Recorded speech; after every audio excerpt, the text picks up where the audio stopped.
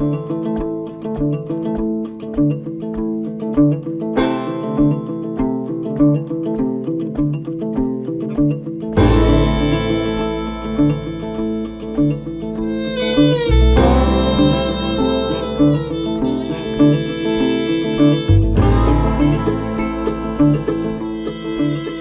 I'm Mike. I'm Glenda. And we are Herons on the Fly. And Glenda has a question. So it took me a long time to really feel comfortable fly fishing, especially by myself, or to be reliant on myself to do everything. And, I was wondering, when did you feel accomplished at fly fishing? Well, I don't know if it's a matter of feeling accomplished, fly fishing, because on any given day, I don't care how many years you've been fishing, you can go out and you can be fishing in the most amazing rivers that are full of trout or whatever you're fishing for, and you can be blanked in a heartbeat. And I mean, like when you get to a river and you're all excited and you run down there and you see some caddis flying around, or you wake up and your motorhome's covered with tricos or something, and you get all excited, you tie something on, you go down the river and you're not catching a thing. You're drifting in your drift boat, not catching a thing. You're paddling your kayak, not catching a thing. You're parking and getting out, not catching a thing. So those guys that are guides, that are on that water every day, they know what's going on with the river, and so they catch fish consistently. The fly shops that are right on the river, like Headhunters in Craig, Montana, they know exactly what's going on. They have a bunch of guides that are going out there, so they can be helpful. But just to go out and immediately catch fish, that is a rare thing. You might catch one or two, but you're not going to catch a lot of fish. If you think you're going to go out and catch 20 fish, well, you're not. That being accomplished is, I kind of feel like, is you can cast, you can put the fly where it needs to go. You're able to handle wind. You're able to handle a boat and fish. And so there's a lot of pieces to the puzzle, to feeling that way. I had, after fishing all the different waters for so many different years, and having a lot of good years, and one in particular, I was able to fish around 70 days, and that was between private water, public water, fly fishing only stretches, a variety of different situations. And I had fished a lot. I had some 30, 40 fish days. I had some 5 fish days. I had some 0 fish days.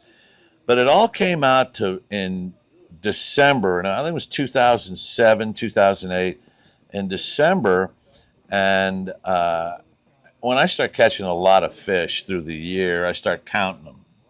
And I start writing down, what I caught them on, and, time of day, temperature, that sort of stuff, so that I have something to go back to, the next time. Mm-hmm. Well, I had 997 fish, 95 fish, something like that. And we were going up to my parents' house for Christmas.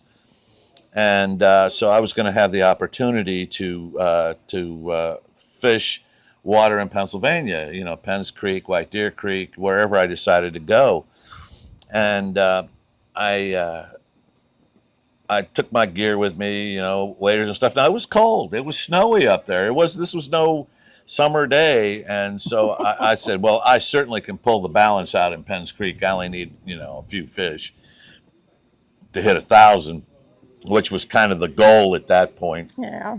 And I went out and did nothing. I caught 1 fish, 2 fish, and I was up to like 997, and it's like, and I fished hard for 2 days trying to get some fish.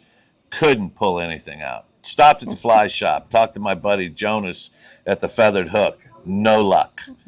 And by the way, Jonas at the Feathered Hook in Coburn, hey buddy, I hope you catch this video. But so I was sort of kind of bummed out. We did our normal Christmas Eve thing, and I woke up 5:15 Christmas morning, and I was laying there in bed, and I thought, you know what, I'm gonna go give it one more try.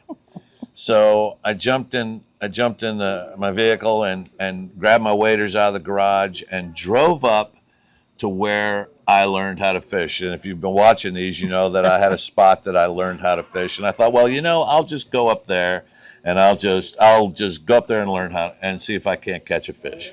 So I did. I got there a little after 6, set up, and I dropped a nymph in on the far side in the deepest part of the run, Yeah. caught a fish. And then slowly but surely over the next 2 hours, I caught one fish after the next, and released every one of them. There's snow on the ground. There was ices on the edges of the water, and the bridge to get over the water was iced over. But I wound up with 1,018 trout for the year, and released every one of those fish back where they came from. It was a moment, and I got to thinking about it later. How is it that you catch so many fish? How is it that you know when to set the hook, especially when you're fishing down? If you're fishing with a nymph, if you're not fishing like with a float, a bobber or a little tough to get indicator or something. Yeah, how do you know? Because I really didn't indicator fish much back in those days, because they're smaller streams, and and I got to talking to a friend of mine who's a sports psychologist, and he noted that what happens is through sheer repetition, you see something different where your line enters the water. You see it maybe go to the left or go to the right, or you see it hesitate, or you see it go forwards or backwards, other than how the water is bringing the line back to you while you're stripping.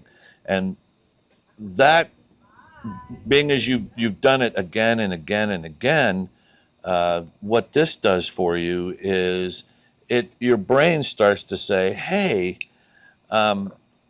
this is a fish on the end of the line, so you set the hook. It's really not so much that you felt a tug or anything, but you saw something that is different. Something's just different where your line enters the water. And so that triggers you to set the hook.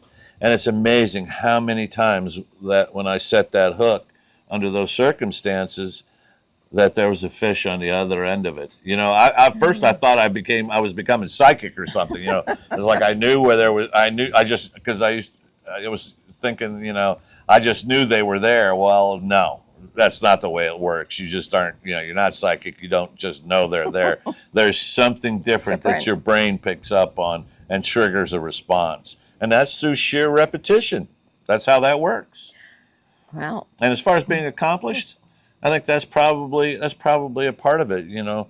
Fish and fish and fish and fish and fish, and the more you fish, the more you throw that fly. When you float on windy days, on cold days, on whatever, you become accomplished, and you learn every time you go out. And just don't ever believe that you're the Ben all do all, fly fisherman, because that's just not the way that works. Well, because the conditions are different every time you go out, even if you fish the same water over and over and over. It's, there's something that's going to be different. The wind, the temperature, everything. The flow, the CFS, Yeah, how deep, like you say, the CFS, how deep is the water? So. I mean, last year we were up in Montana, and normally we fish at 4,000, 5,000 CFS, and it was 14, 15, 16,000 CFS. It's crazy. So, Totally different river. Totally different river. Yeah. So, how about you? Do you ever get to the point where you feel accomplished? There was a couple moments, and it was years ago when we were on the Big Springs in Idaho. We were in our kayaks, and as usual, you were way ahead of me. Way ahead.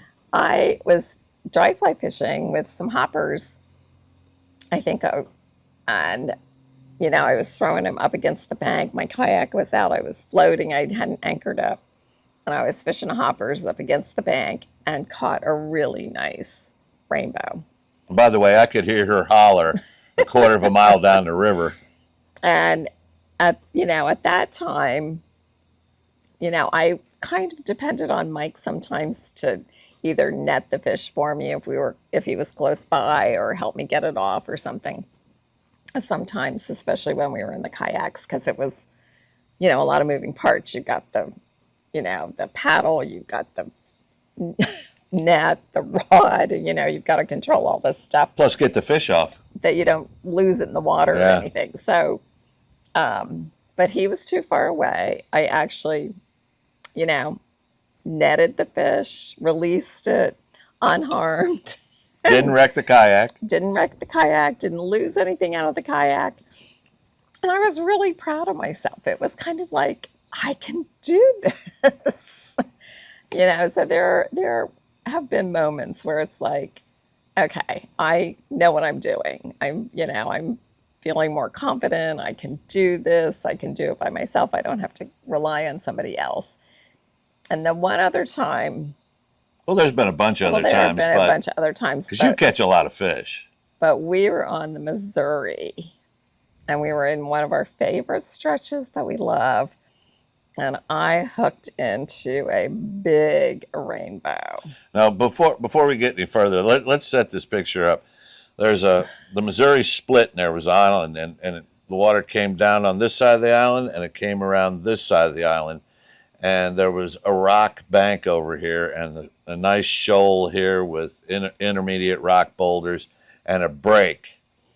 We're going down. She's fishing down, right off the edge of the break. And now we're not talking about these fish. We're talking about 20+ inch fish. So go ahead. So it was bam, and it was on. It almost felt like it was a bonefish or something, because it took line and it took off. And we're anchored up, and I'm looking at my line just going and going and going. And I said, Mike, we're going to have to chase this fish. We're going to have to pull the anchor up and chase this fish. And before I even got that out of my mouth, I was in my backing. And he pulled up the anchor, and man, I tell you, you're happy you have a large arbor reel at that point, because I was cranking that line in because we were drifting down. And you really weren't gaining on it much.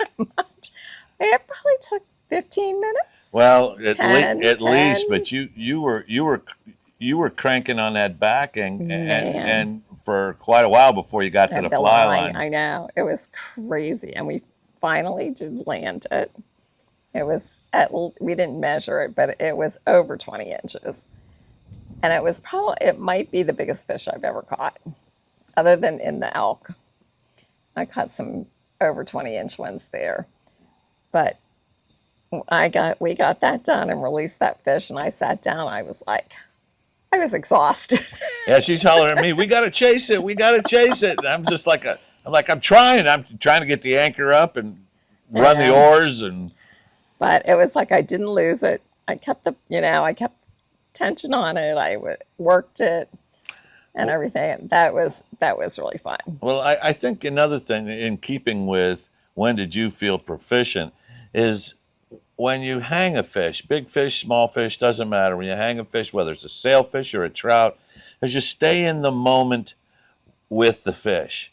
And what I mean by that is you pay attention to what the fish is doing. Right. Don't get hooked up with what you think should be going on, because how you react to what the fish is doing is really the difference. And I really think that's where a level of proficiency comes from. It's not necessarily knowing what fly to throw or what rod to use. All these things help, but knowing how to work the fish to the net, I really think is how I would describe proficiency in fly fishing. Wow. Casting and working the fish to the net. Well, and we still lose a lot of fish. Oh, hell yeah. We lose fish. I mean, we've gone out and lost as many as we've caught. Yeah. Because, hey, when you're fishing for, 16 to 24-inch trout, and you're fishing with a size 18 nymph down on the bottom of 8 feet of line, plus you got 50 feet out, or you're fishing with a size 18 or a size 20. 16 PMD or a 20 trico. I'm gonna tell you what, you better be proficient at working the fish, because that's the small, and you are going to lose fish. People that say they don't lose, I never lose fish. Wow, they're lying. Anyway, I'm Mike. I'm Glenda. Thanks for watching. We appreciate you spending time with us. And like, share, and subscribe. We hope you enjoyed this video. If you did, just remember, we are Herons on the Fly. Thanks, y'all.